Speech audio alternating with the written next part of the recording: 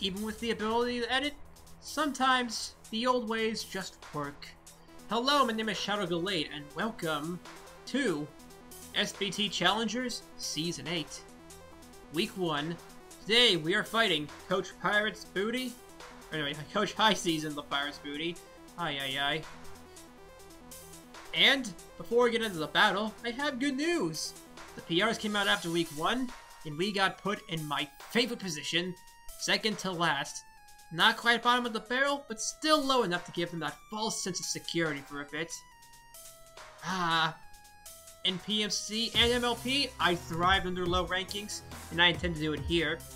We have the Pyroar, Roger, Mega Beedrill, Garmdarm, Togekiss, and Shaman, sadly no Seed Flare.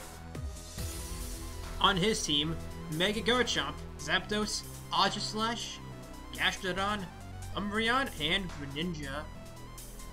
Right off the bat, my thought process was he could lead the Mega Chomp, Aegislash for just general lead shenanigans, Greninja for hazards, maybe even Zapdos, though that was unlikely.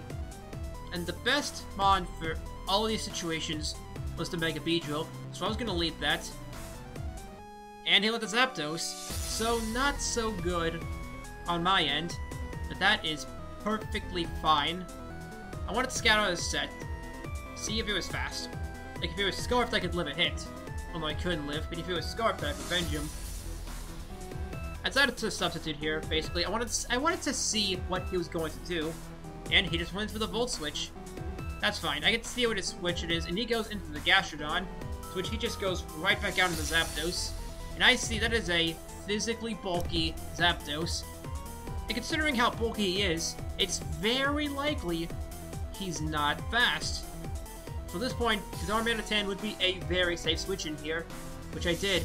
Now, I have a banded Gorilla Tactics. Or I think it was Gorilla Tactics. I'm not good with the building names. Fortunately, even at its bulkiest, Aegislash would only take around 45%, maybe half.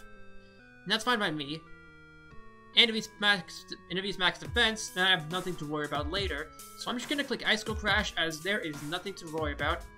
Lo and behold, he protects, trying to scout me out. That's fine, I have no reason not to click the Icicle Crash. And he goes into Aegislash. And my suspicions are confirmed. Icicle Crash only did 42. That is a max defense Aegislash. And that just told me, okay, he's building a bulky team. No doubt, my team's very powerful. That would intimidate people.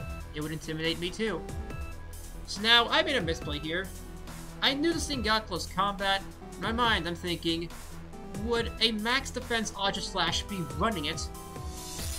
Worst case scenario, maybe a Shadow Sneak or Shadow Ball, but no way would it run close combat as, again, max defense, it would be trying to do bulky stuff, but still with enough attacking power to damage or kill Darmanitan should it need to.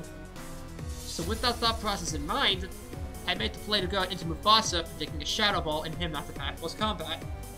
It was in the back of my head, but he had to close combat, though this does work in a nice benefit for me, as even if he King Shields here, and goes into defense mode, I'd still kill with Icicle Crash, so we either pick up a kill here, or his Greninja takes 90%. Yeah, that thing, never underestimate the Greninja. So I'd say we're in a good position here, and if Aegislash goes down, it is a nice offensive position later, and that crit did not matter. At minimum, we did 57%, so if you think that crit mattered, then damage rolls are hacks. The point is, now Greninja comes in, and Togekiss is the obvious play here. I was slightly scared of him predicting and going for Ice Beam, but I'm guaranteed if he's Scarfed or Spexed, I checked, we could at least live one, and we are Scarfed ourselves, so we would go for the Dazzling Gleam. And that is perfectly fine. Ultimately, he decided to go for what's in front of him, which I can respect that, just go for the throat. And, yeah, we did good. Now I decided to make an interesting double play here. I knew his switch was going to be Zapdos, so I decided to double switch into Darmanitan, and I was right. So we basically get another kill here. He decides to protect again, scouting us out. I don't know why, we're not Zen mode. He should know that from the Aegislash calc. And we get to kill Zapdos for free. He decides to sack it. He goes back into Greninja, and decides he goes to Garchomp this time. I'm not sure what kind of prediction that is. It's going from Greninja into Garchomp. If anything, I would predict him to go Gastrodon based on what happens later in the duel. Or what he knows what he knows his thing could do, and what I learned later in the duel. So that's fine by me. And he doesn't Mega Evolve. I guess maybe he wanted speed, but like, I'm pretty sure he'd still be faster as a Mega. I'm not sure what his thought process was, but regardless, would Garchomp have lived otherwise? Not sure. Oh well, Mega Garchomp is down, and Roger is gonna have some fun. Next up, he goes back into his Gastrodon, and the play here is simple. He goes into Shaman. That is fine by me. He can Toxic all we want. We have Natural Cure. Even better, I can Toxic him here, because Synchronize is, again, not an issue. Not just because we're already Toxic, but because we have Natural Cure. So overall, I like this position I'm in. He wants to Wish Up. That is fine by me. I am gone. Go into Beedrill Mega. And from there, he basically used to Pixie Sack. So I thought. Unfortunately, he's also the bulky Gastrodon. So I wanted to sub up just to see what he'd do. Banging on him not to foul play. And I did not account for Sticky Hold. Rock Helmet should have been obvious considering the team I'm running. But so in my eyes, the proper play for this point would have been to U-turn him for massive damage. And just to get out of there. So I did that, U-turn out, boom, Rocky Helmet. So yeah, that's my bad. That being said, I just want to say war of attrition, essentially. Trying to axe each other out. Rather than me trying to wear him down slowly. Though if I can take down Gastrodon, Melmetal wins. So I go back into Mega Beedrill, hoping he'd Heal Bell, and he does. Now I can only live a couple more hits, but at this point, that's all Beedrill needs. The Giant Sparrow Bee. I'd like to go with the Togekiss since I would be able to kill from that range with D-Gleam. And I do a ton here too. Now ultimately, I'm just gonna keep punching. He's gonna Wish. And now he probably could have predicted me to switch out. But rather, I don't know. I can't talk. I did that, but that would be stupid. I'm too lazy to post com stuff. Oh, well. The point is, now I'm gonna make a Beedrill here since he's going to protect again. Now, if he fell plate the first time, that would have made sense, although too risky. And here we trade the Beedrill for the Gastrodon.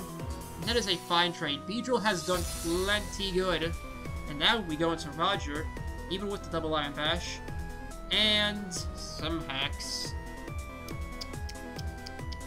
Regardless, Thunder Punch will pick up the kill here, and we can just double Iron Bash our way to victory. Now, unfortunately, had we not flinched, we would have won right here, as we could have double Iron Bashed one more time. But, oh well, I probably could have switched out for differential, but at the end of the day, yeah, I'm fine. This is okay. I'm perfectly okay with the situation unfolding here.